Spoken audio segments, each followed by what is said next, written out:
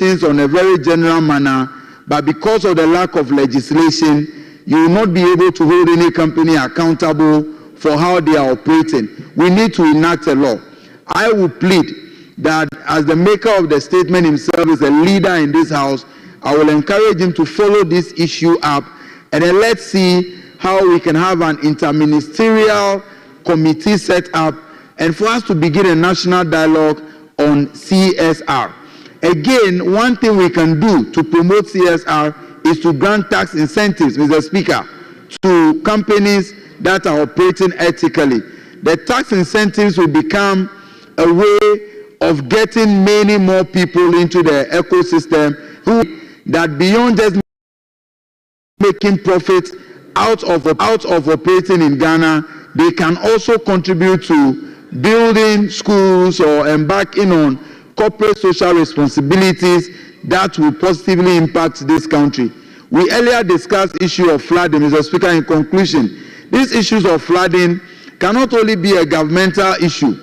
All these private companies that we talk about as part of their CSR can be brought in to help so that together we can confront some of these social challenges that confront us. I believe this statement should be treated as a very, very important statement, and let's follow up and take some urgent steps on it and ensure that we enact a national CSR policy to guide how businesses operate in this country. Once again, I commend the maker of this statement for bringing this important issue to the House. Thank you, Mr. Speaker, for the opportunity. Thank you, Honourable Member. Yes, you have the floor. Thank you, Mr. Speaker. I'll first thank my respected leader for this statement. I said the natural resource law. As far as in 1958, where then President formed Boateng's Commission, and then this CSR proposition was also proposed for the country to take. And Mr. Speaker, as at now, we are still talking about it, and then I think it's also high time for this August House to do well to adopt it, as we have done for the local content as well. And Mr. Speaker, because there is no binding law to cover this CSR, some companies also go to some communities, do some MO with them, and then later they choose to do different things. And because they can't also complain as much, you see, they do that and then get away with it. And I think, Mr. Speaker, when we are able to do so, especially in the mining areas, some things we'll be complaining now will be the thing of the past in terms of community development and well-being, and then the safe of the environment will not be an issue which we will be talking about it. And then I think, Mr. Speaker, we can also do well by also encouraging the companies who will be doing well within this side to help them in terms of, let's say, giving them some concessions which will be good for them to promote this CSR for that. And I think, Mr. Speaker, by that, we can promote the social welfare of the communities and the its citizens. So by these few words, I thank you, Mr. Speaker, and I thank the maker of the statement. Thank you. Members, leadership, the statement is Minority Chief Whip. Honourable members, we also have another statement standing in the name of Honourable Alassane Oman, MP for Sabzugu, on road traffic congestion in the capital city of Ghana.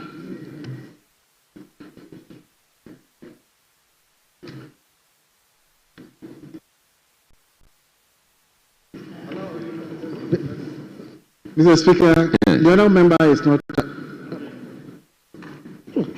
Thank you, Mr. Speaker. Be ready for the next item. After his statement, we are moving to the next item. Thank you.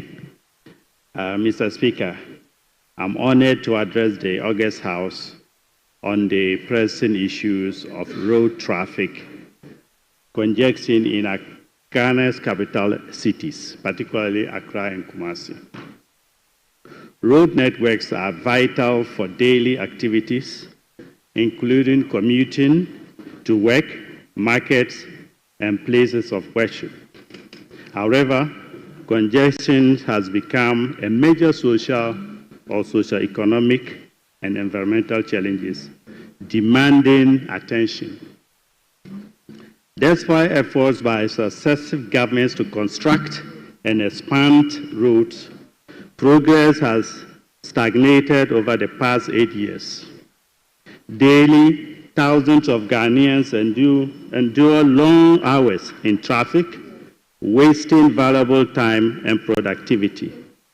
According to the World Bank's 2021 report, connecting the dots, people, jobs, and social services in urban Ghana, 70% of major roads in Accra are congested during rush hours with vehicle speeds dropping below 20 kilometers per hour.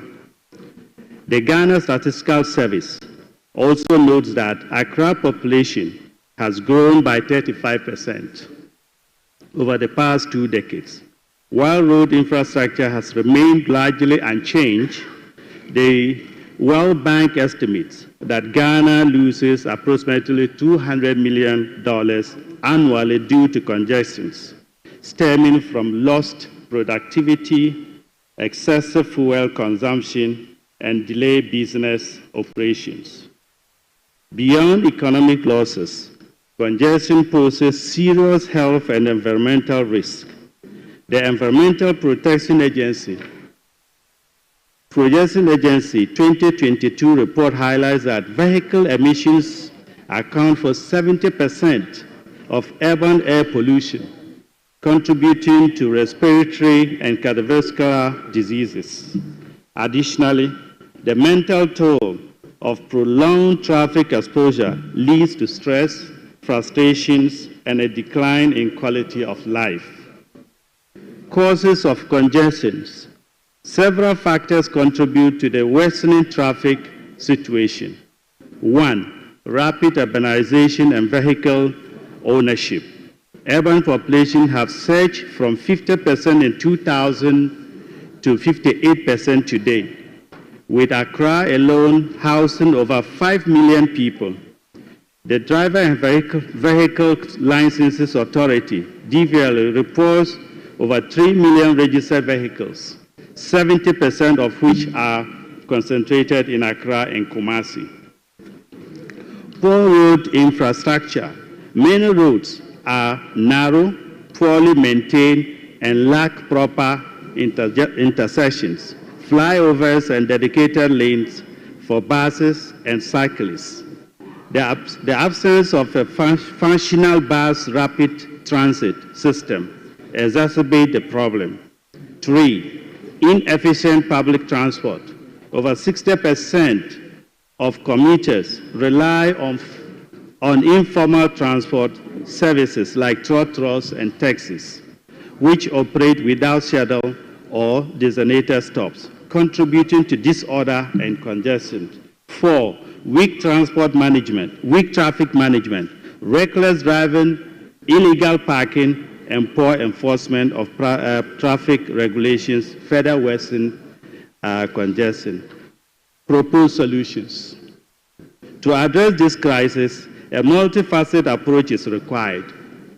Modern public transport system. Implement a BRT system with dedicated bus lanes, expanding rail transport, and promoting non-motorized transport like cycling and walking can reduce reliance on private vehicles.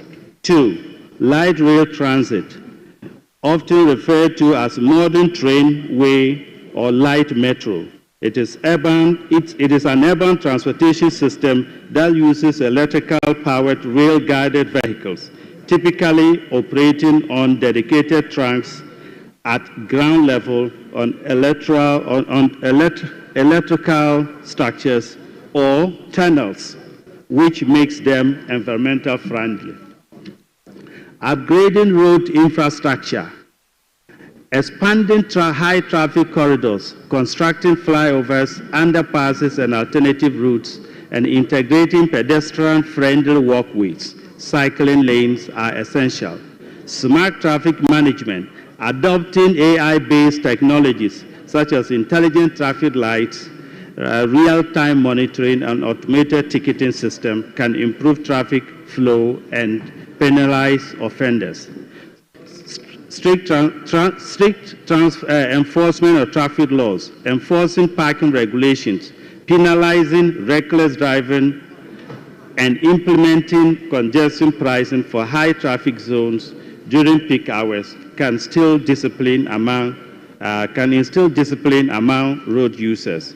Behavioral change, encourage carpooling, redesigning and flexible work schedules, including remote work options, can reduce the number of vehicles on the road. Conclusion. Mr. Speaker, road traffic congestion is choking our economy, polluting our air, and diminishing our quality of life.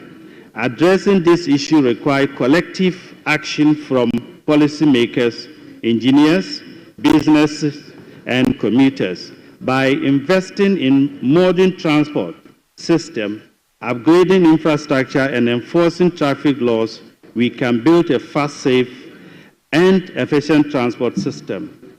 The time for action is now. Let us reset and create the Ghana we want, a nation where movement is seamless and sustainable. Thank you, Mr. Speaker, for this opportunity. Honourable members, can we limit ourselves to one comment each? Yes, Honourable Stephen Amwa.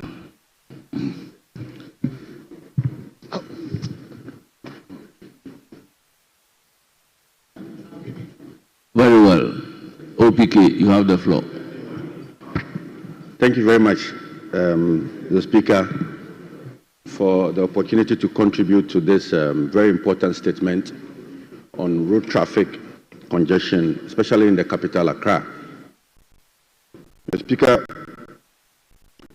indeed, if you are to travel,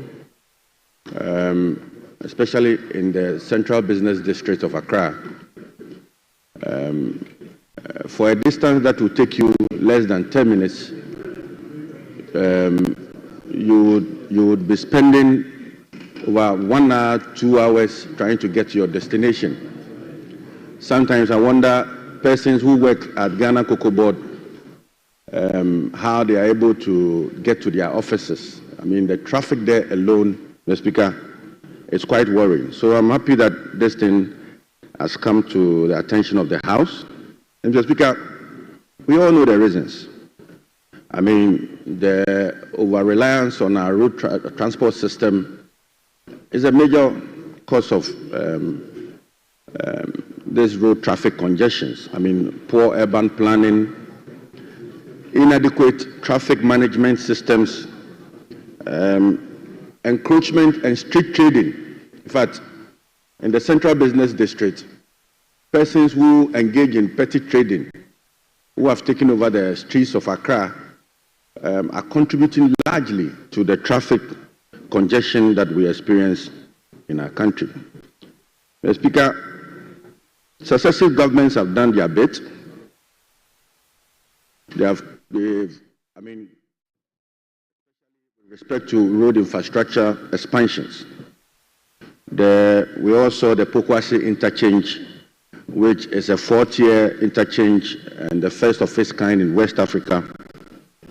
We've seen the Tema Motorway interchange phase 1 project.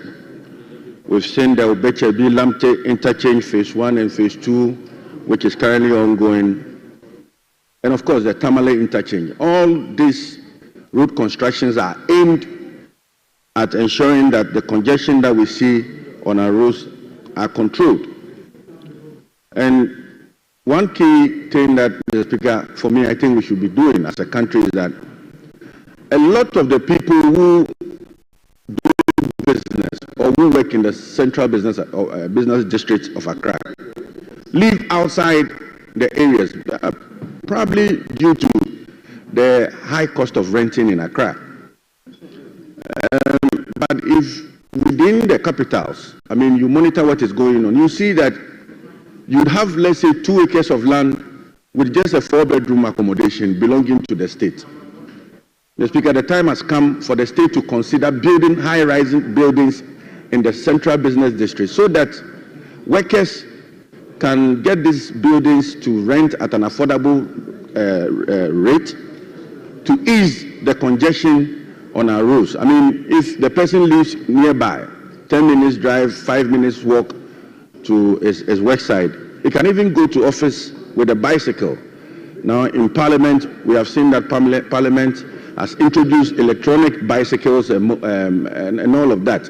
And once we have started here, the Ghanaian people will accept and appreciate that that will be a better form of transport, and they will be using it. So, Mr. Speaker, I thank the maker of the statement for bringing this to our attention, and I'm happy that the road minister is here.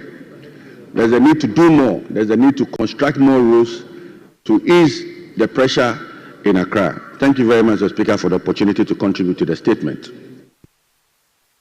Honourable Member, that brings us to the end of statement. Honourable Members, at commencement of public business. Leaders.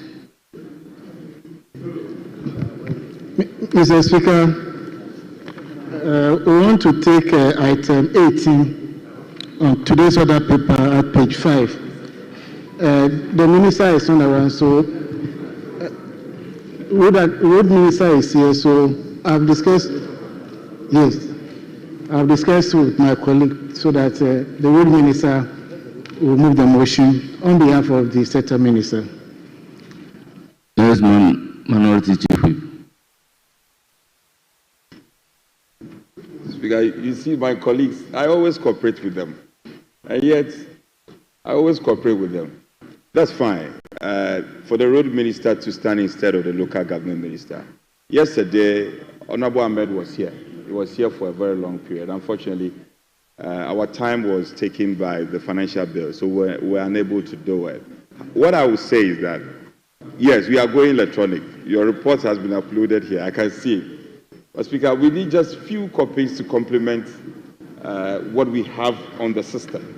So we can start with the local government, but the other motions, they should get a few of the copies just for us to complete up what we have on the system. Otherwise, we don't have hard copies at all.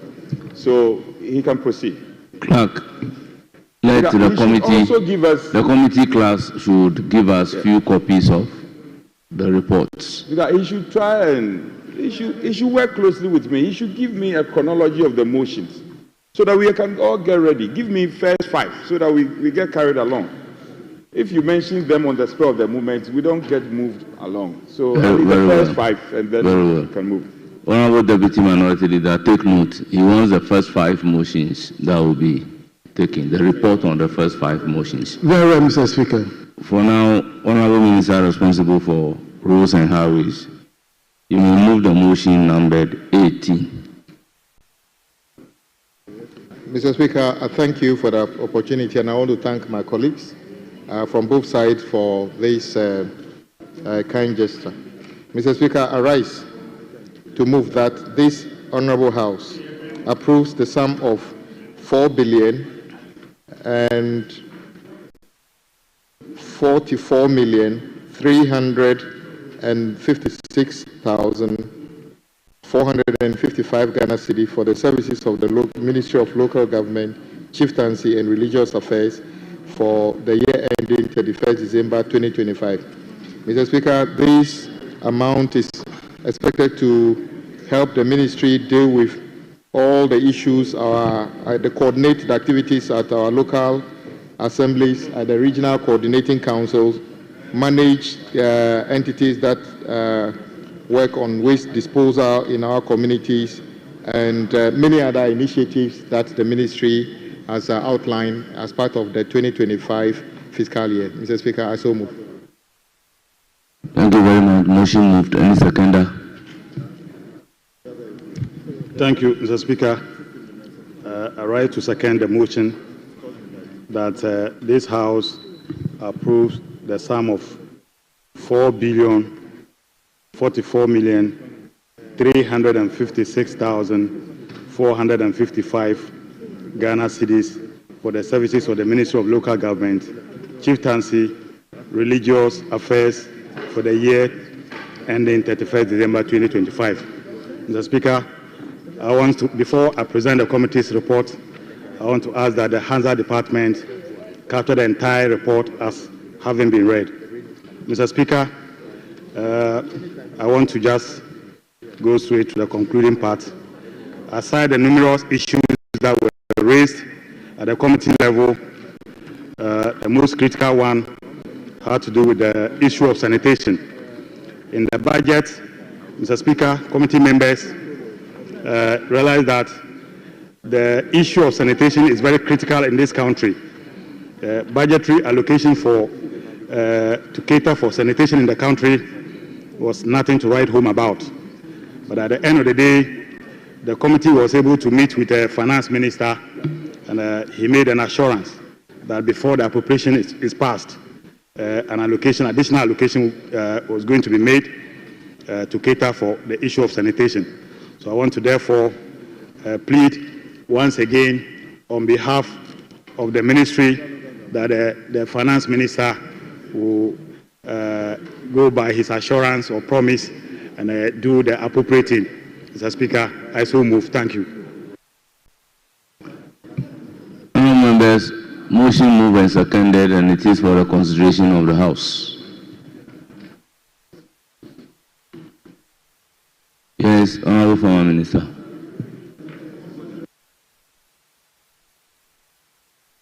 Thank you, Speaker.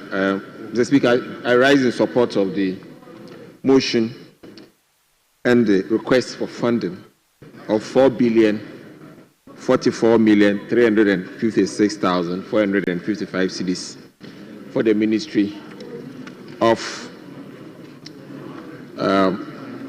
Local Government, Rural Development and Chieftaincy, Culture and Religious Affairs. Mr. Speaker, I am a member of the Religious Affairs Committee. Ministry is now Local Government, Chieftaincy and Religious Affairs. Yes, please. And Sanitation and Water Resources. That's the joint committee. That's the report coming from the joint committee. Mr. Speaker, there are two issues that I believe that I want to comment on. One of them is the elevation of the chieftaincy and the religious affairs entity from a status of a directorate to an agency. Mr. Speaker, if you take the work that our chieftaincy institutions and religious organizations do for this country, you realize that they are really the embodiment of the Ghanaian society. And therefore, reducing them from a ministry to the level of a directorate, we believe is not appropriate. In fact, we believe that when we give it the status of an agency, it will go a long way to raise and mobilize a lot of resources for themselves and invest in these two institutions. Mr. Speaker, one area we realize is that most of the chiefs in this country feel that their powers have been withdrawn from them. But as a society, we can give them a lot of space and a lot of responsibility and obligations to support government work. If you take the regions, one of our biggest challenges we tend to have in our regions is the issue of security. A lot of chieftaincy issues across the length and breadth of the country. When I was a regional minister, I didn't have less than 200 cases before my office and the regional House of Chiefs. Clearly it shows that if you are giving some responsibility and resources to manage affairs in a certain way, the security situation will be better than what we see today. Because currently, as we speak, chieftaincy insecurity is more than even armed robberies we have in this country. And we believe that if you're able to bring it to the status of an agency, it will go a long way, a very, very long way, to stabilize them, for them to play their part. The second issue I also wanted to look at is the issue of the Land Use and Spatial Planning Authority. Mr. Speaker, if you take the Ministry of Environment and Science, you realize that there are a lot of funds that are locked up in their area. We have the Spatial Planning Fund, and we also have even the Land Restoration Fund. Unfortunately, these funds are not usually available for the ministry that overlooks these departments. And we believe that it's time that the law is brought back into this House for some amendment so that the Minister for Local Government and Rural Development can have access to these funds to develop our cities. Mr. Speaker, one of the biggest issues we have in this country is the development and growth of our mining towns. You realize that there's always a disconnect between the gold that is extracted from these towns and then the way these towns are developed. Most of the times, we tend to accuse big mining companies in these towns. Meanwhile, the development and spatial planning and built environment in these towns are not in the control of these big mining companies. And I believe that if these funds are made available to the ministry, they can have a collaborative way of making sure that as they are extracting more gold from the area, the district, metropolitan municipal assemblies in those areas will have some funding to ensure proper planning, ensure proper built environment, and ensure that our cities actually portray the kind of resources that are extracted from these regions. With this view, Mr. Speaker, Mr. Speaker, I would like to support the motion for the approval. Thank you very much, Member. For the ministries. Yes, Minority Chief Whip. So how many people are we taking on each? 2 each. Very well. Yes, Member, you have the floor.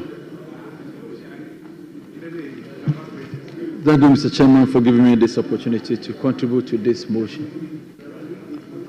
Mr. Chairman, I would like to touch on the sanitation aspect of the We don't motion. have the numbers. Mr. Chairman, you can, sorry.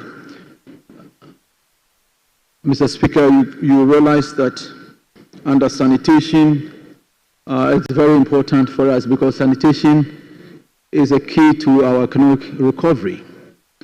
Unfortunately, there is an aspect of this budget statement that has an issue, and that one has to do with the SPL. Unfortunately, the SPL has been redirected to augment the energy levy. And based on that, the arrears for sanitation between 2023 and 2024 is close to about let me make the reference here.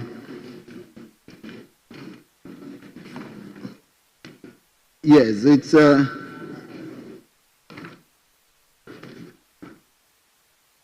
about 1.272 billion Ghana cedis. This is the arrears that the state or the government owns contractors within the sanitation industry.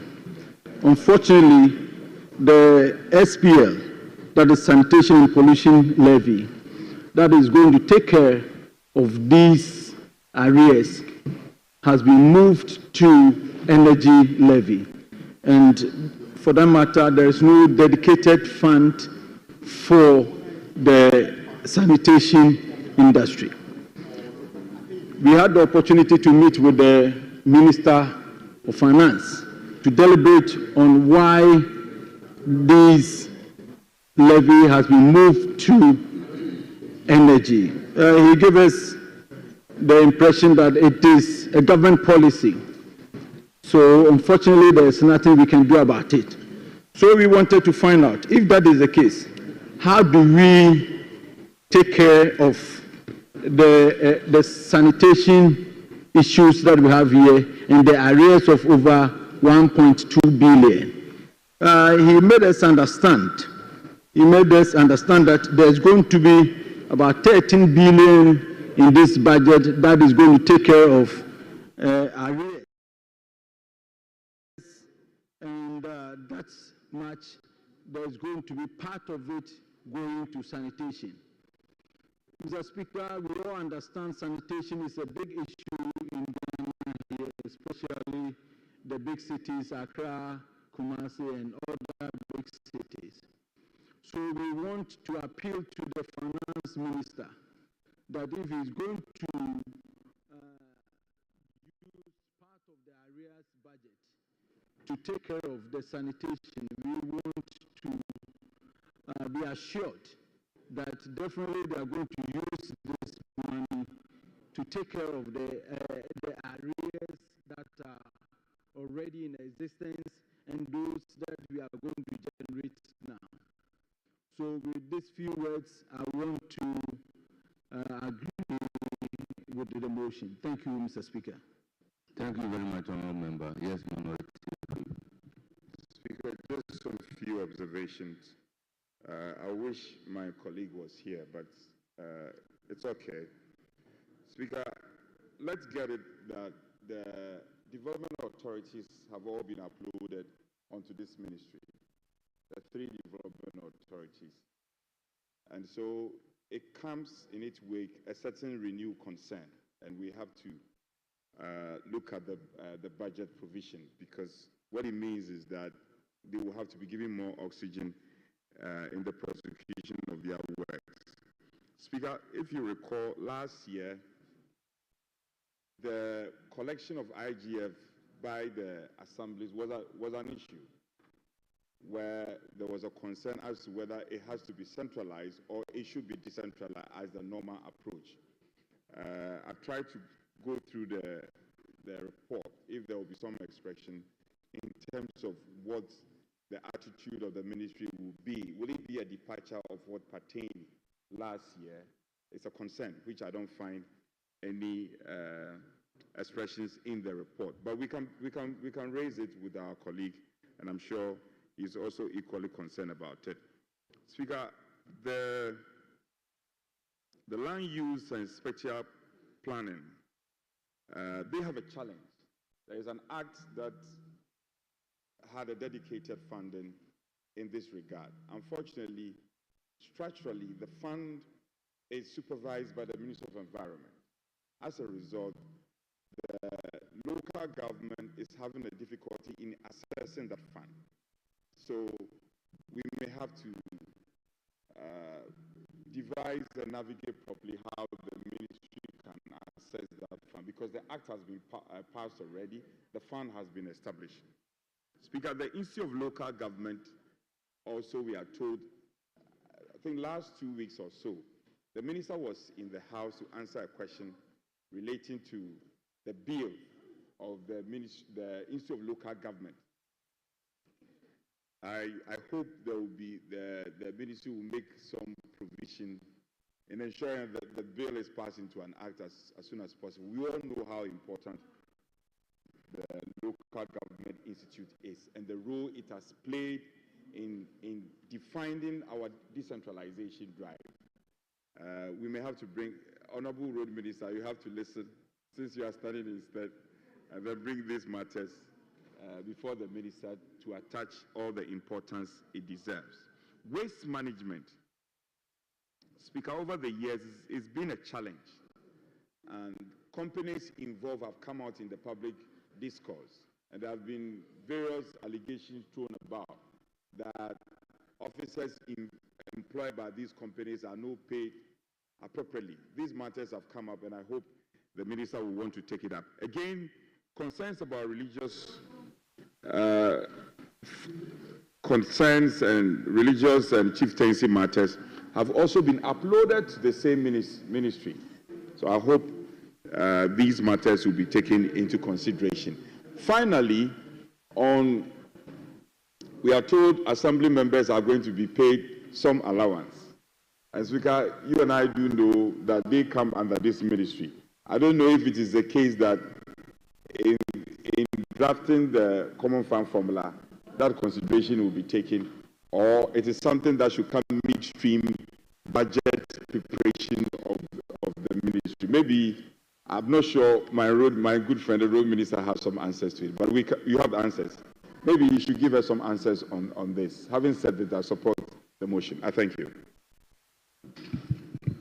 Honourable Minister, your concluding remark. Yeah, Mr. Speaker, I want to thank colleagues for supporting the motion for the approval of these estimates. The respected Minority Chief Whip raised a number of issues, two of which are very significant and needed to be addressed. Indeed, this House nearly passed the bill for the local government, the establishment of the local government university. The proponents did a lot of work. The situation in the House did not allow us to pass it. So I agree that it's one of the things we should prioritize and pass as quickly as possible. His inquiry about how the assembly members will be paid. Yes, the assembly members' remuneration will be part of the common fund formula, which is being considered as we speak. So those are the two significant issues I need to address. Thank you, Mr. Speaker. Thank you very much, honourable members.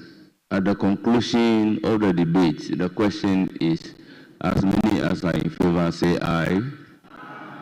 Those against say no. Honourable members, the House have it. The motion is adopted. This honourable House accordingly approves the sum of 4,356,455 Ghana cedis for the services of the Ministry of Local Government, Chieftaincy and Religious Affairs for the year ending 31st December 2025. Yes, Majority Chief.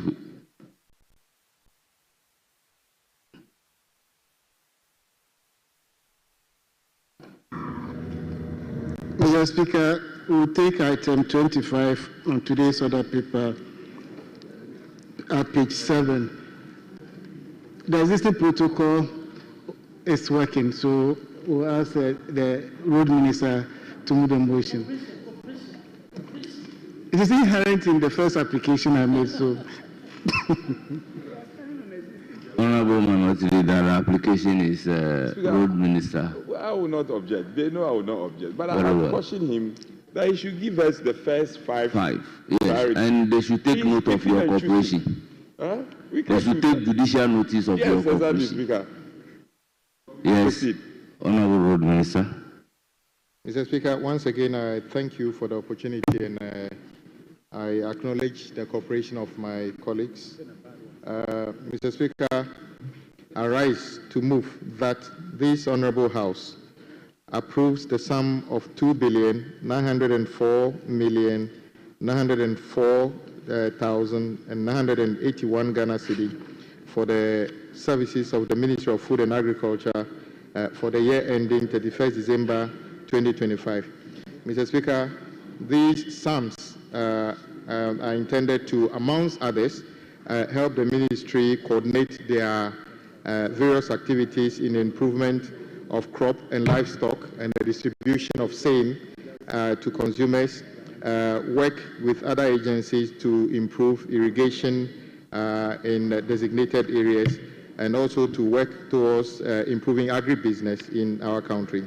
It's also intended to help do sustainable management of land and environment in the cultivated land for purposes of agriculture and collaborate with other state agencies. Mr. Speaker, I so move. Honourable motion moved. Any seconder? Yes, Honourable Gakwe. Thank you, Mr. Speaker, for giving me the opportunity to support the motion and to second the motion. Yes, in doing so, Mr. Speaker, in presenting your committee's report, The committee met, and then discussions were done. There were some key observations we want to bring to the fore. One of them is the low investment in terms of irrigation development. We met the minister, and then it was reiterated that the minister noted that we have almost about 1.9 million hectares of irrigatable lands, and then out of that, it's only few that is used. Based on that, irrigation for wealth creation project is intended to establish 10 acres of 10 hectares of new irrigation across 8. Member, in conclusion. In conclusion, Mr. Speaker, in conclusion, the committee carefully examined the budget of the Ministry of Food and Agriculture for 2025 financial year and is satisfied that the policies and program outlined for the year will go a long way to position Agric on the anchor of the sustainable growth and development. And the committee accordingly recommends to the House to adopt the report and approve the total sum of 2,904,000,000 Ghana cedis, 904,981 Ghana cedis to implement the plans and program and of activities for the Ministry of Food and Agriculture for the year 2025 fiscal year. I so. Honorable members, motion moved and seconded, and it is for the consideration of the House. Yes, Honorable Member, you have the floor. Thank you very much, Mr. Speaker. Speaker, I rise to speak in support of the motion on the floor. Speaker, motion number 25, that this Honorable House approves the sum of 2,904,904,908 Ghana cedis for the services of the Ministry of Food and Agriculture for the year ending 31st December 2025. Speaker, in supporting the motion, I want to make a few comments. Speaker, when your committee met with the ministry, we look at their 2024 performance. Speaker, and I'm glad to report that the committee was satisfied when it came to the distribution of planting materials, fertilizers, pesticides, weedicides, and other items needed for crop production. Speaker, we also realized that the ministry was able to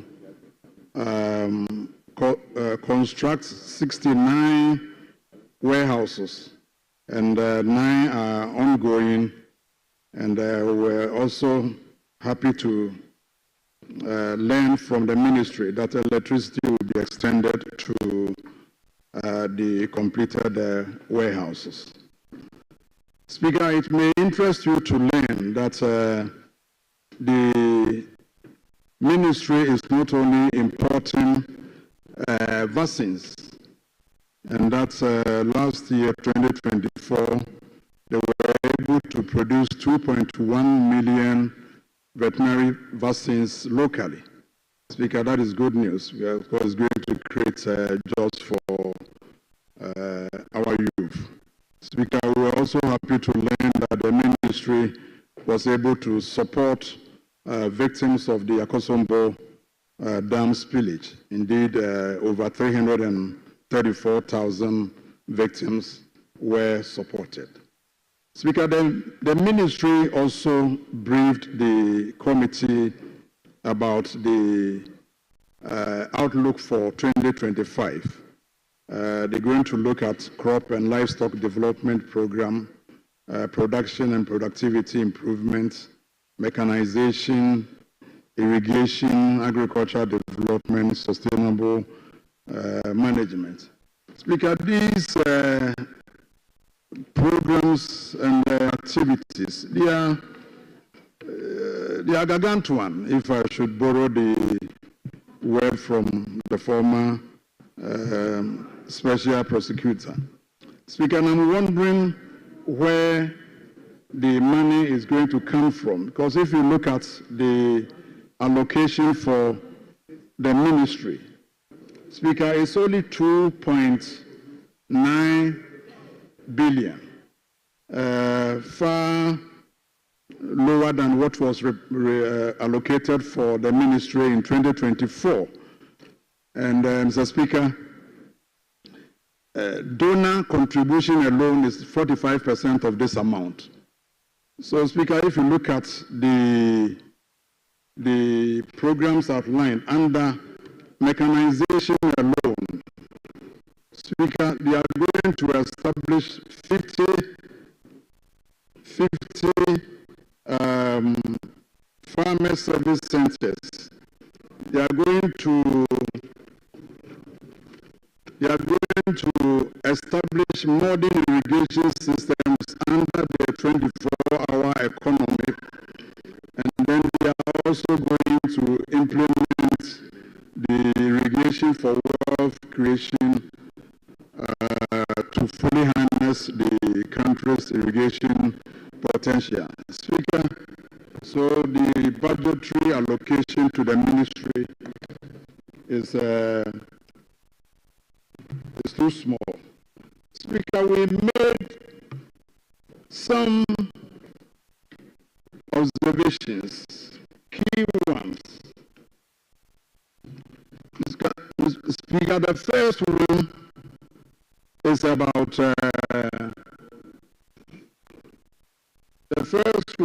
about low investments in irrigation. Speaker, the minister told us that Ghana we have about 1.9 million hectares of irrigable land, but only 226,000 is currently utilized. And also several irrigation projects which were started some time ago have either been stalled or those which have been completed are not operational. Speaker, what was disturbing was that outstanding IPCs from irrigation contracts exceed 2.2 billion, but only 100 million has been allocated. We don't know what is going to happen to the other outstanding IPCs. Speaker, we also noticed that even though the ministry generates a lot of funds internally, very little is allocated to the ministry. In 2024, for example, even though 24 million was approved, only 5.9 million was released. This is just about 25% of what was approved. The veterinary services director conclude. Speaker,